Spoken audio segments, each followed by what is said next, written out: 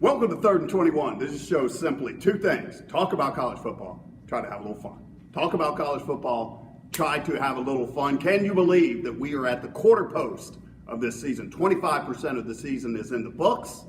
Hey, the KPI Top 12 is out. Not a whole bunch of changes there. We'll talk about that in a minute. But before we do, let's go around the country. Let's talk about some teams that are not in the KPI Top 12 in the segment we call Thumbs Up, Thumbs Down. Thumbs up! Thumbs up.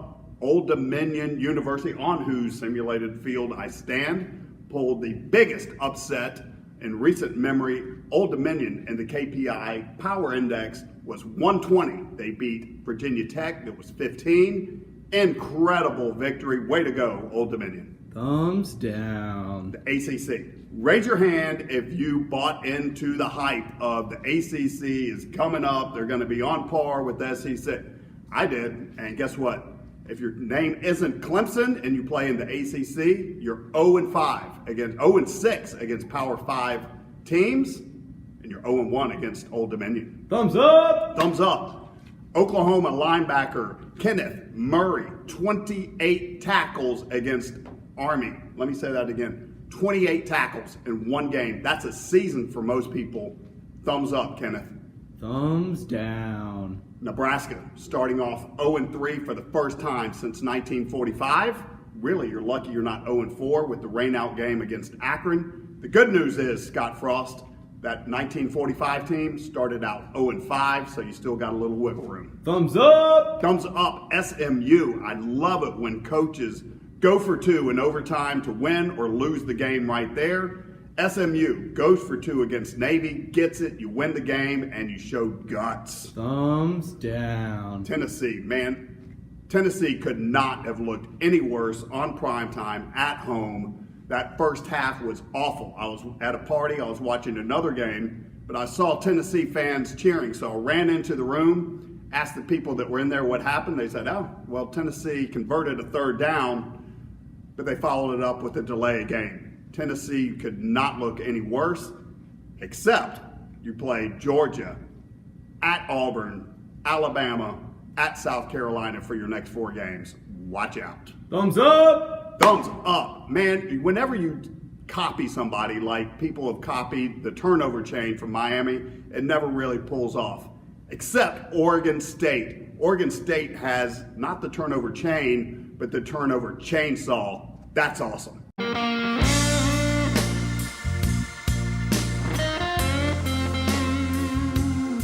Welcome to 3rd and 21, a show where we talk about college football and try to have a little fun.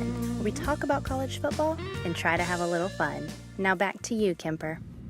All right, welcome back. Thank you, Jenny, for the voiceover.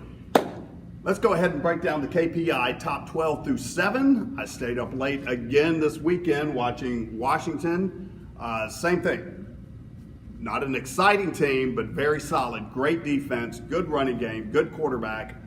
Washington gets another win in the same manner as they have been playing.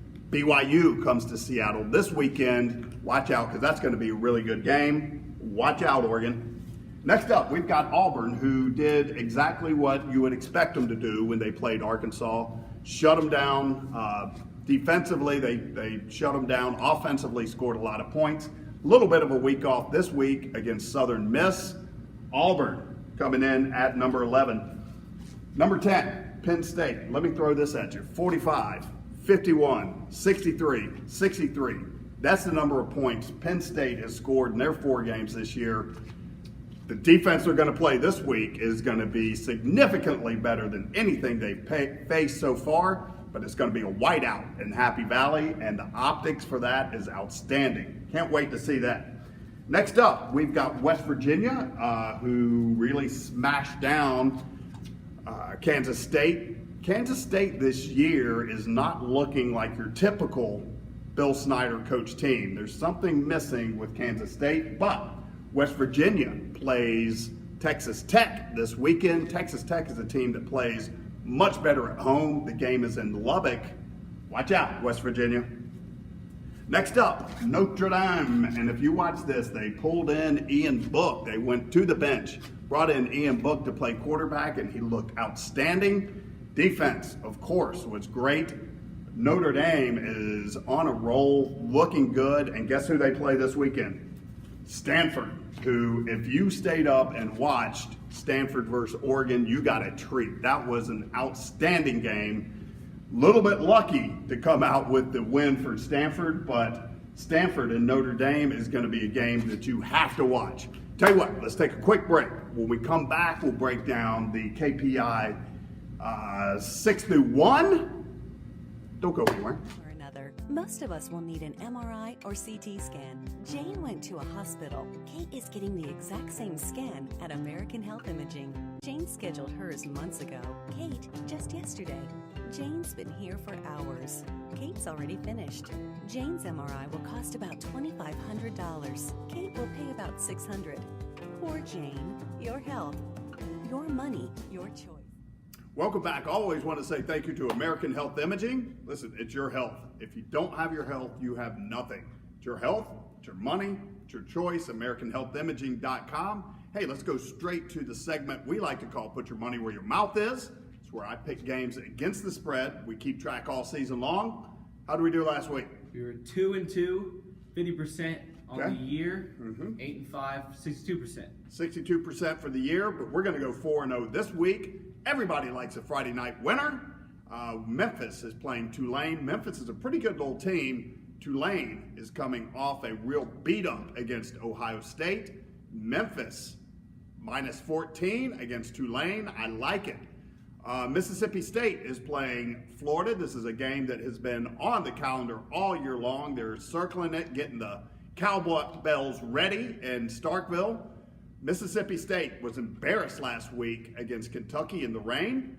Florida scored a lot of points against a really bad Tennessee team.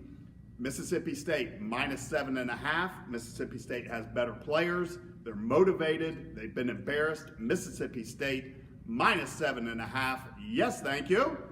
Number 3, Stanford flies across the country to play Notre Dame. This is going to be a fourth quarter last minute game. Two really good teams. Stanford plus 4.5. I'll take the 4.5 points and take the money to the bank on that one. The number 4, you got to stay up late for this. In Seattle, BYU is playing Washington. Washington will win the game, but BYU will keep it closer than 17.5 points. All day long, I'll take that. So the 4 winners for the week: Memphis minus 14.5. Mississippi State minus 7.5 over Florida. Stanford plus 4.5 Notre Dame. And BYU plus 17.5 at Washington. All right, tell you what, let's go straight to the ever popular mailbag brought to you by our friends at On the Road Again Cars. On the Road Again Cars, quality used cars for quality people. OnTheRoadAgainCars.com. Call Brandon, he'll hook you up. First question. Barry from Clinton, Connecticut asked, how about them Citadel Bulldogs? Hey, the Citadel Bulldogs, you know I love them. The Bulldogs really started off slow with 2 conference losses, but we did get a win last weekend, going to Townsend, Maryland to play this weekend. Love the baby blue. Jerry from Joplin asked, why do you think young quarterbacks are doing so good right now? Man, you know, great question. Maybe it's the 7-on-7. They're just coming in more prepared. Mentally, they're more prepared. Physically, they're more prepared. But there is just a ton of quality college quarterbacks, young and seniors. I mean, there's a lot of good quarterbacks that will be draft eligible this year and a lot more in the pipeline. Next question. Butch Maxey. How come people who don't play football make rules about targeting and ejections? Sometimes in the game, at the speed the college level plays, they hit hard and reactions are made due to other contact involving other players in a play that one player does not see and react in a split second to make a tackle or even protect themselves, and they get ejected. Have we gone too far from destroying a great game where physical play was part of the defense? Now that's Barry from Butch from Talmo. Yes, it is. Was there a question in there anywhere? Not really, but he's a sponsor, so we'll give him this one. He's a sponsor, so yeah. I listen. From what I remember about the diatribe there, I don't disagree. I mean, look, it is very frustrating to see a good hard tackle and the guy get kicked out of the game. So yeah, I agree with you, Butch. It's a frustrating thing. Hey, listen, that's gonna bring it to a close. Please like, subscribe, share, and we will come back to you after next week. God bless you. I am. Back in high school, I used to bust it to the dance. Yeah. Now I hit the FBO with duffels in my hands.